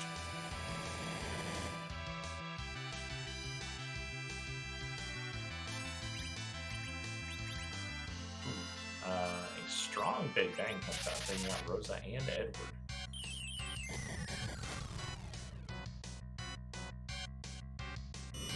And the Starville wears off, so the white spell lands in Yang's face before this black hole goes off. This is probably going to be at least one wipe here. Yeah, so, yep. So that's just a little more time for Pushwall to catch up. Yep. Well, unfortunately, we know the Pushwall is not going to the one place that would immediately put him in go mode, but maybe this will be the Luca key. Nope, Dragoon armor and a sand ruby from the ribbon room. Pushwall does not need more character checks at this point. Yeah, it's interesting because this race is at least giving Pushwall a little bit of a chance to catch up, but unfortunately, like you said, just in the wrong spot for it. Trying to find that Luca key. Maybe we'll find it here at the altar, but we'll see. Yeah, White Spare Altar just has an Odin. This is another one of those bosses that if you really want to, you can have Edward solo it. Instead, Pushwall opts to reset out of it.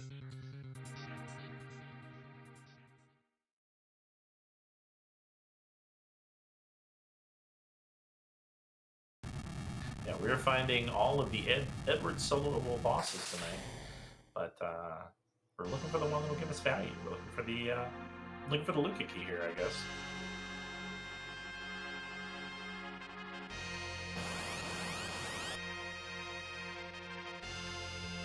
All right, so round 2 for microKorgs. God killed Korgs last time, so we'll see if Korgs can get some. I'm not sure what. I guess you'd call it deicide this time. That is the word. I admit it's kind of sad that I had to actually think about that because, again, I am a history teacher, so I should be able to just summon that on command. But, boy, apparently I'm getting old. Well, I mean, it might be slightly more disappointing if you were an English teacher, I guess. Pushwall looks like he's going for the strats where Edward strikes down Odin after the third Thunderstruck here, or the third Zentetskin rather. Going to require careful timing now that he can't actually see what Odin is doing. So there we go. Might be a little early. Oh, Edward is blinked. Good. So now when the sword goes up, you'll see him throw out a Thor Rage, and if he gets it off in time, Thunder will strike Odin. And Edward has soloed this fight. So nice Thunderstruck strategies from Pushwall. So definitely congrats on that. Of course, he's hoping that Luca key or the admin is here and gets a really shiny stick for Cecil, who has never appeared in the seed yet. Oh, man, just go feed that to a big chocobo to assert dominance, I guess. Because he's not here unless he's on the giant as far as, well, he could be in, or he could be in Zod. We haven't actually looked at the thing.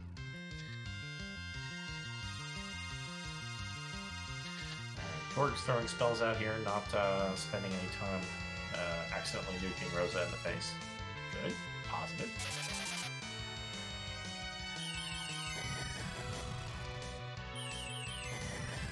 Where'd you hide the Earth Crystal, Pancras? Where's that at?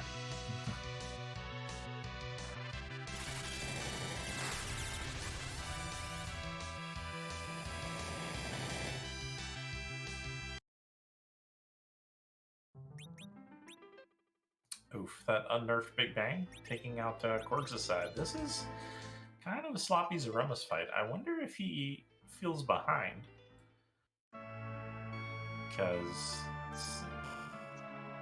Or if he's just not as familiar as he should be with the Zeromus fight with Rosa. Because this is that's my first time he was stopping to pick up an Asura.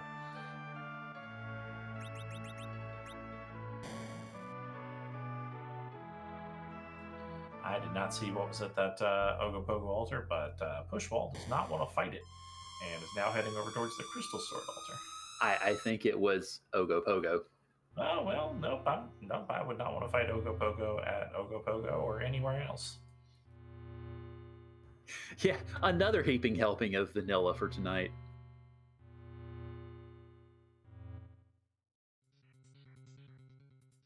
And we find the Magus sisters here at the Crystal Sword Altar.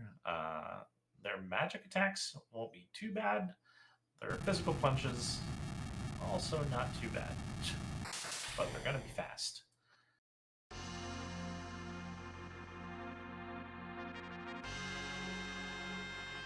Alright, Korg's back into Zeromus now for take 3. I believe the only change I really saw there. Bought more life potions and slowed his battle speed down to BS4. Saw some talk in chat that maybe forgot to throw a Silk Web at the beginning of the fight to slow Zeromus down, so time to reveal the butt once again and take a third swing at it. Maybe the third time's the charm. Yeah, I don't recall seeing Korgs having thrown out a Silk Web as of yet. Just went straight to using the crystal, and then had Yang put up the Star Veil and go from there. So I don't remember seeing Silk Webs being used, but then again, it could have been a moment when I was looking at Pushwall's stream.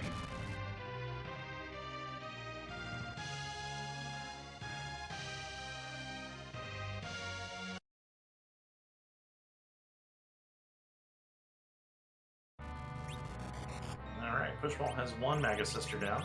Has accidentally blinked up another one, thanks to them dropping walls on our own party. Could actually do a little grind here if you wanted to keep knocking down the sisters, except for the middle one, but the XP here isn't good enough probably to justify that.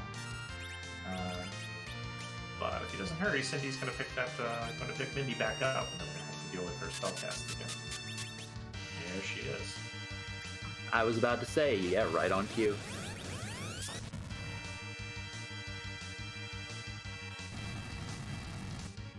Yeah, looks like Korgs did get off a feint nuke to nerf the Big Bang this time, and Eddie caught a counter nuke to the face, doing his best job here. Lydia throwing out an Ice 3. I'm not sure what happened there, but maybe just because of the speed difference. A slower cast to ensure that it actually hits instead of whiffing. I know sometimes in the early phases of this fight it's easy to throw out a spell and have it miss. Pushwall down to just the frontmost Magus Sister now, Mindy. She will not be a threat, so gonna be another moon boss down for Pushwall. Gonna get some XP for his party, which is nice, and another key item check that we're hoping is not another Zulk.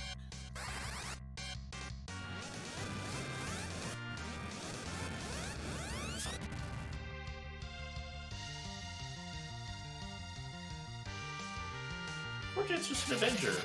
More weapons for Mr. Not appearing in this siege. Yeah, this poor moon, or poor Pushwall on this moon, it's just not working out.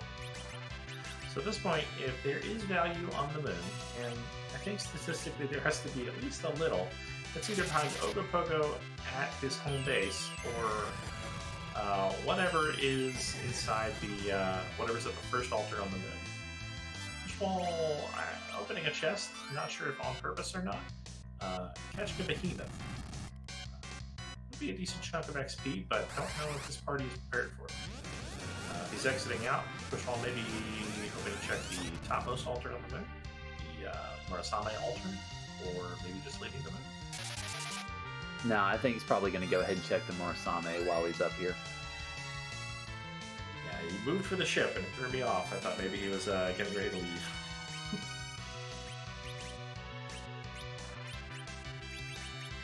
Just leaving the save spot here so that if this doesn't pay off, he can reset immediately and head back out to get on his giant. Go find out what he's missed. Korgs aside, here comes another Big Bang. This one unnerfed, unfortunately, but nobody dies, so bonus. Yeah, it's always a good day when you can take a Big Bang to the face and everybody lives.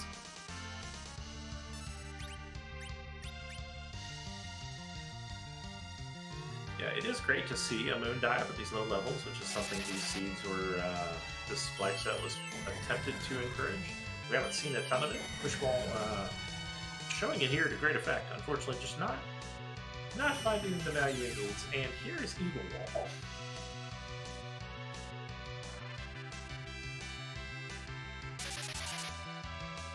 Well, I was going to say, this may very well be another one that Ed could conceivably win.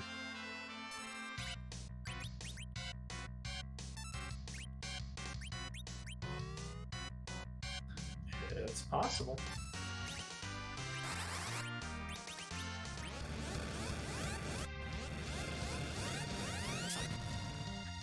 Pushwall resetting back into the moon to a Crystal Sword Altar Stave and using a cabinet, so maybe gonna go take on that Ogopoga. Deciding that that's the better part of Valor compared to fighting Evil at the Murasame altar. I mean, if it's me, my answer is C, none of the above. Please send me somewhere else. Hey, how about that mountain that you didn't go to forever that's like 30 levels lower than you at this point? Yeah, I mean, at this point, at least I'm kind of projecting myself into Pushwall's head, so maybe, well, never mind, I won't project myself into anything because Korgs has just finished. So GG to microKorgs with an official time of 1 hour, 32 minutes, 35 seconds.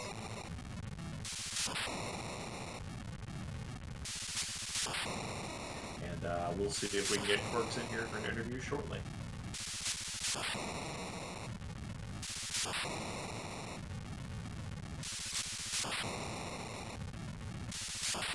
All right. I think that sound mates. We are joined by microKorgs. microKorgs, congratulations. GG, sir.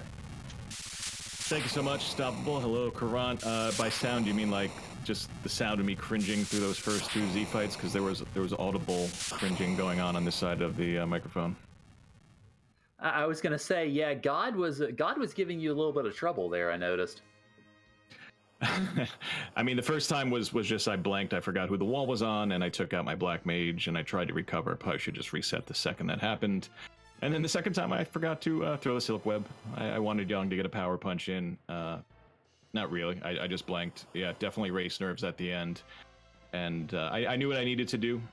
I was pretty confident leaving Baron in and mounting the back of the trusty Black Chocobo, but yeah, race nerves got me at the end, and I left Baron confident, and then obviously through two of those, my confidence went way down, and I think it basically came down to the Ordeal's Fade brought me the victory. Yeah, we had wondered at that point if you were feeling behind just because it was an hour and 30 something into the seed. You're both spectacular racers, and we know there's a lot of pressure from this being, one of you continues, one of you goes home here. Yeah. See, not terribly bad because I knew I was going to route it in, and GG Pushwall, of course, great series here, 3 games. I knew if Pushwall had done that earlier, maybe I got through a little faster with the stuff I did underground and the levels I'd gained. So I wasn't overly concerned. I was more concerned with the character choices available.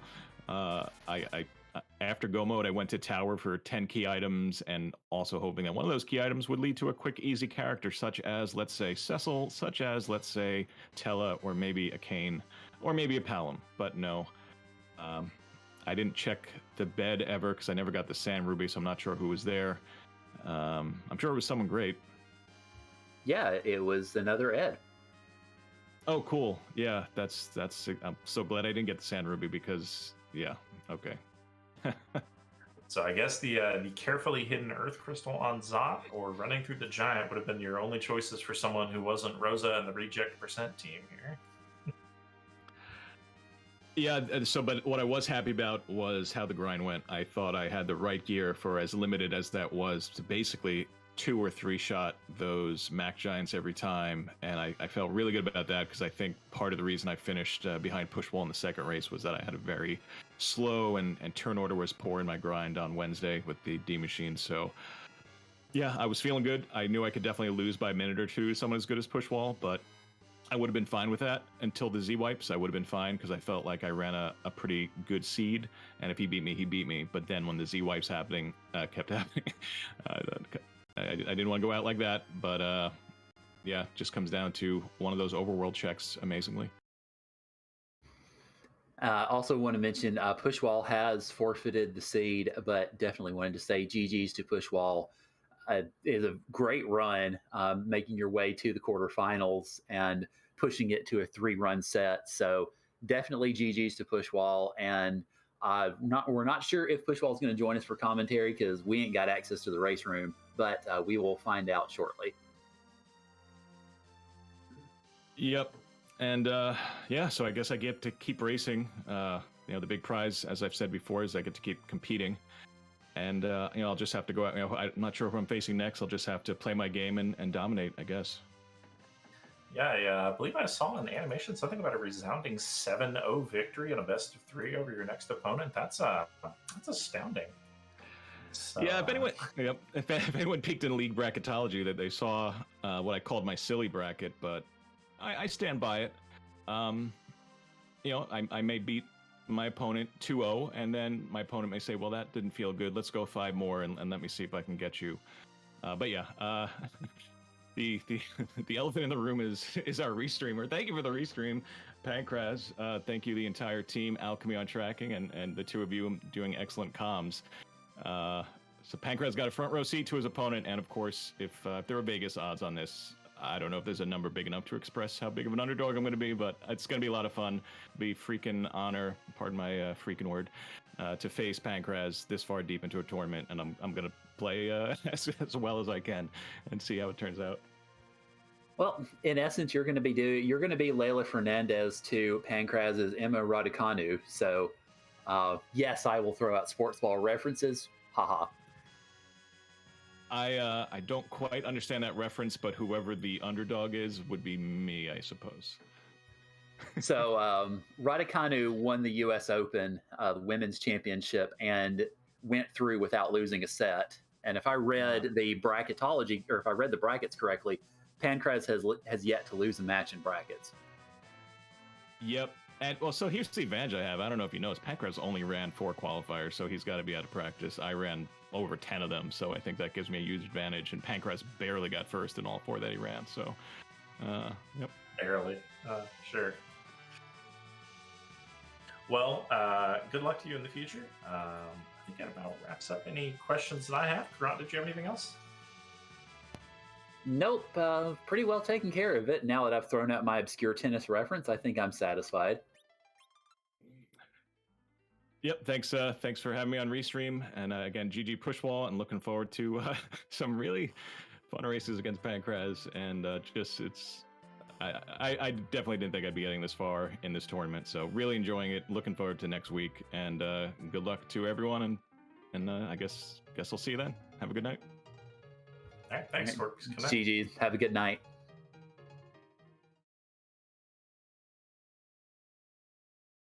And I believe I saw I believe Pancraz was saying that Pushwall may be joining us as well. Yes, I saw that as well. I will just have to see when Pushwall is able to make it. And definitely, while we're waiting for Pushwall, let's go ahead and mention that we have another match that is going on that is about to start in approximately, the broadcast is going to start in about 5 minutes, and the race proper is going to start in about 5 minutes over on Randomania. That is Stone Dingley versus Dakar Smash, which is also a Game 3. So that is going to be exciting, and I see a Pushwall lurking, so we'll see if we can get him in chat to have a chat.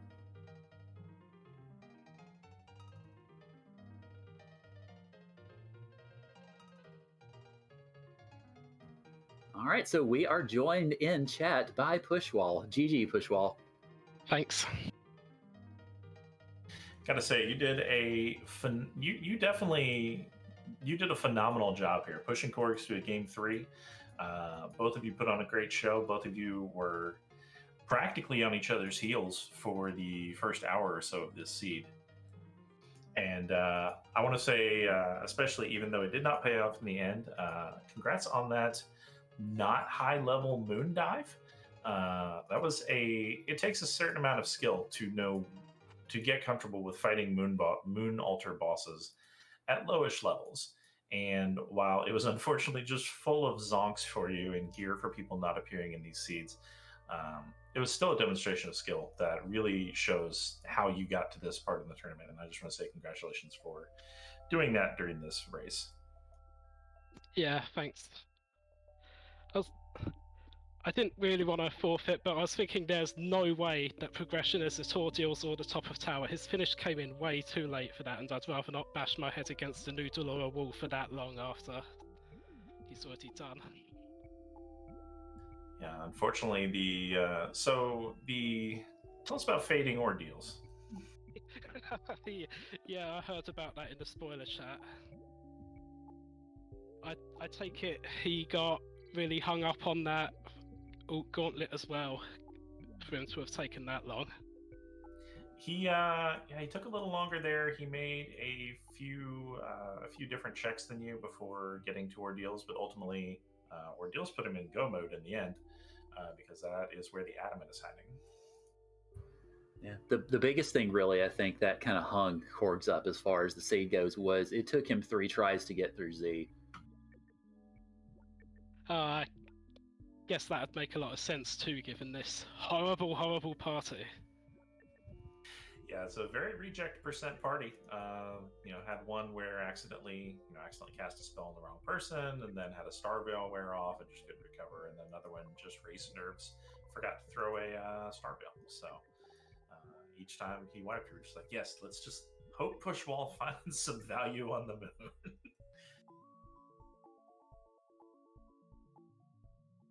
But you've had an incredible run so far, and unfortunately, your tournament run does end here today. But what did you think overall? Did you have how did you enjoy your tournament run? Great. This was a great introduction to racing for me, so I'm sure you'll see me around doing things more productive than fanning the flames of playable Golbez discourse. I mean, even those of us who don't get in can help you fan the flames of playable Golbez discourse. But yeah, you put on an incredible job in the tournament, and we're hoping to see great things out of you in the future as well. Sorry, go ahead. And I don't exactly envy microKorgs knowing he's up against, but good luck to him all the same. Yep, I was gonna say, even if you beat him, then it's on to face Pancras, our tracker tonight, and everyone's afraid of Pancras for some reason. I hear he's okay at this game. Yeah, Pancras has done all right here and there. All right, I think that's just about all I have. We'll let Pushwall go. Do you have any other questions, Karan? Nope. No, pretty good to go. No, you're good. I just the one thing I will say though, Pushwall, before you go, aside from GG, because obviously GG, you did really well. I think you mentioned this was your introduction to racing, so to get to the quarterfinals of a big tournament of somewhere around 100-something people, it was a really good run. So definitely congratulations on that. First off, also. One of the probably the other really big hang up for your seed was going after that dwarf castle early. And I feel like, or at least I thought perhaps, that you were really kind of putting your all into it because you wanted to push through and see if it paid out early on. I can definitely understand that. It's definitely it's tough to try to find the line between is it really worth it? And yes, it is. No, it isn't. So definitely, I can sympathize with that very much. So GG's overall, and it's unfortunate that your tournament ended here, but you definitely gave it a really good run. Right. See you later. All right. Take it easy. Have a good one.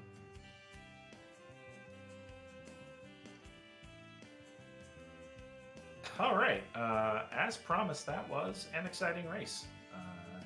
And I believe that after it's over, we're going to head over to that race that you just started, that you mentioned, the Decker Smash a Stone Dingley Game 3 over on Randomania. It will have it's just gone live. The broadcast will probably start in about 12 to 15 minutes or so. As we're heading over there, I just want to say thank you again to our runners for putting on a great show, to our behind-the-scenes team of Alchemy on tracking, and Pancras working the magic that is stream audio and video to get our restream going. And a big shout out to Karan, my co-commentator. It's been a pleasure. Likewise, it's great to work with you, great to work with everybody, and it was good to get another chance to help out with a free enterprise broadcast since my crazy schedule doesn't let me do very many of these anymore. But it was good to have y'all today / tonight, and I had a blast, and I hope you all did too. Yeah, it's really great to that you were able to join us. As we head over to Randomania, please remember, no spoilers about the outcome of this race. If you do, you will get the bonk. Encourage people to go back and watch it, perhaps, but no actual spoilers, please. And I believe the game over on Randomania is also a Game 3, so get ready for another exciting one. That's about all I've got today. Karan, you got anything? Nope. Just thank y'all for joining us here on Free Enterprise. We hope that you will all follow us over to Randomania so we can cheer on Stone Dingley and Dakar. And thank you all. Appreciate it. And y'all have a good night. And then also, if you feel like staying up late, back here on Free Enterprise at 11, we have Martin Broadcloak versus Solaris. So you can just make a whole evening out of watching Free Enterprise if you want to. So you folks have a good evening, and we'll see you later. Bye-bye.